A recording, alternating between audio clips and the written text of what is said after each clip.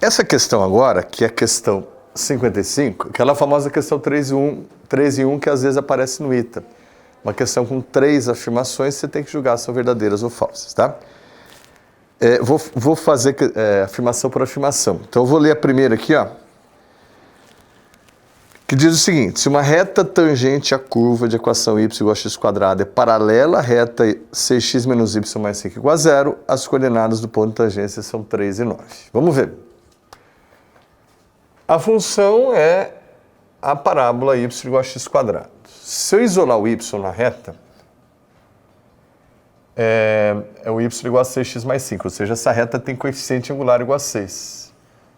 Como a reta tangente, que eu vou chamar de t, é paralela a essa reta, então ela também tem coeficiente angular igual a 6. Você sabe que o coeficiente angular na reta tangente é uma curva, é a derivada da função naquele ponto. Então eu derivo x², né? E a derivada de x² em relação a x é 2x. Então, para cada ponto x, o valor do coeficiente angular da reta tangente vai ser 2x em relação à função x². Como eu sei o coeficiente angular da reta tangente, eu sei que ele tem que ser 6, eu acabei de descobrir a abscissa do ponto de tangência, né? Porque eu igualo o coeficiente angular 2x a 6. Então eu descubro que a abscissa do ponto de tangência tem que ser 3. Como esse ponto está na parábola, substituo na equação da parábola 3 e obtenho que o y é 9. Ou seja, o ponto de tangência aí vai ser o ponto 3, 9, o que faz com que a afirmação 1 seja verdadeira. Então, 1 é verdadeiro. Vou ler agora a afirmação 2.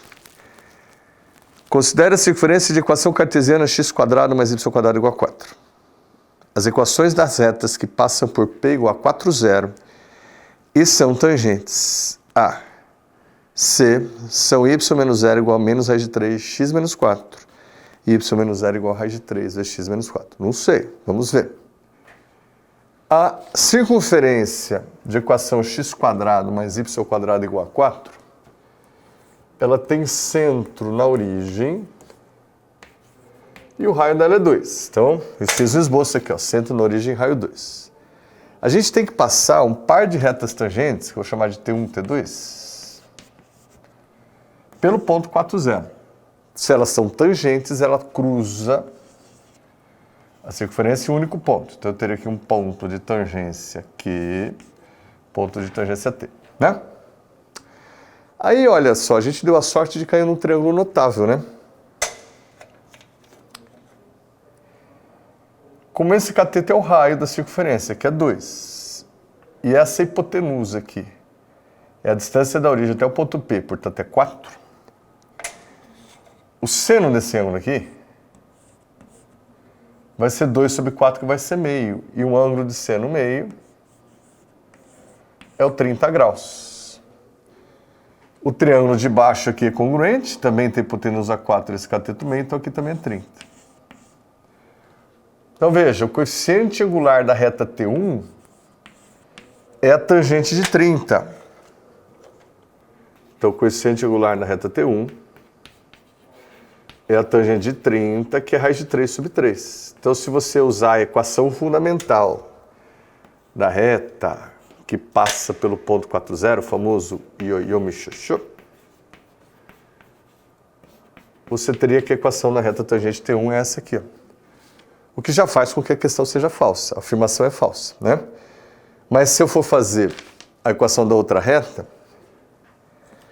a inclinação da reta T2, como a inclinação é sempre medida no sentido anti-horário, é essa aqui, ó.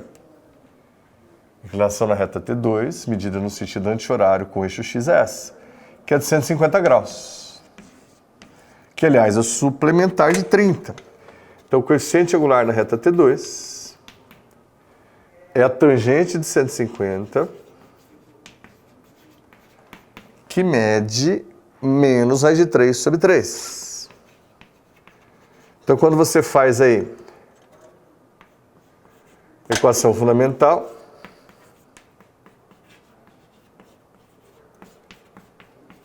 ela fica assim. Essas duas equações são diferentes das equações propostas na afirmação, então a afirmação é falsa. Então, por enquanto, só a 1 é verdadeira. E vamos analisar a última afirmação, que ele diz o seguinte. No plano cartesiano, a reta de equação 3x mais 4y igual a 0 determina nessa circunferência aqui, x² mais y² menos 4x menos 2y menos 20 igual a 0, uma corda cujo comprimento é 2 raiz de 22. Então é verdadeira apenas? O que você quer ver? A reta vai cruzar a circunferência em 2 pontos. Então nós temos que determinar o tamanho do segmento AB. Primeiro, o trabalho básico, feijãozinho com arroz. Eu vou completar quadrados para fazer aparecer a equação reduzida da circunferência. Então eu deixei o menos 4x pertinho de x², somei um 4 para formar o quadrado perfeito de x menos 2 ao quadrado. O quadrado do primeiro, 2 vezes o primeiro pelo segundo, mais o quadrado do segundo. Só que se você somou um 4 no primeiro membro, você tem que somá-lo no segundo também, para não alterar o equilíbrio da equação. Deixei o menos 2y pertinho do y², somei um 1 para forçar esse quadrado perfeito aqui, ó. Quadrado do primeiro, 2 vezes o primeiro pelo segundo, mais o quadrado do segundo. Se eu somei 1 no primeiro membro, eu somo no segundo também. De maneira que a minha equação se torna isso. Né? No segundo membro apareceu 20 mais 4 mais 1, que é 25. Isso é a equação de uma circunferência de centro 2, 1 e raio 5. Então, sei que o centro é 2, 1, o raio é 5. Aí o próximo passo é analisar essa figura. Aqui eu formei um triângulo isósceles.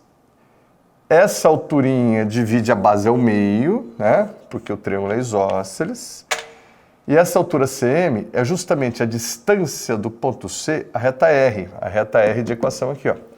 Aí você vai usar aquela fórmula de distância de ponto a reta, né?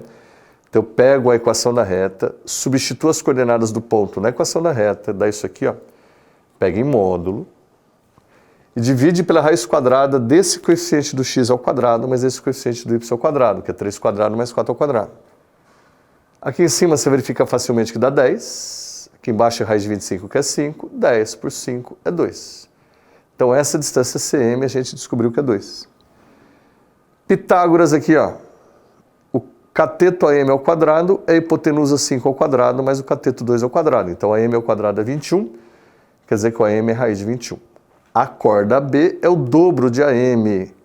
Portanto, a corda AB é 2 raiz de 21, que está diferente do valor que ele propôs. Ele falou que era 2 raiz de 22. Então é falso. Ou seja, a única alternativa correta aí é 1, o que vai dar alternativa A. Tá bom? Essa foi a última questão de geometria aí da primeira fase. Nos vemos na segunda fase do simulado. Tchau.